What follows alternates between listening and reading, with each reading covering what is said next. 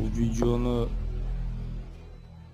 Шымкентке барған кезде құдалардың дайындап қойған коттеджінде жақсы демалыс болды. Сол жерде көңіл көтеріп, ән айтылып, дастархан жайылып, сол жерде көңіл күймен түсірілген видеолардан үзінді.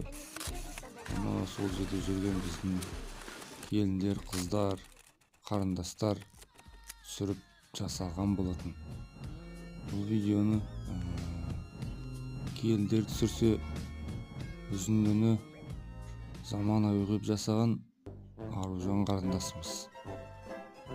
Мұны шын деп қабылдамаңыздар. Бұл қалжың, ойын ретінде халықтың көңілін көтерейік деп осы жерде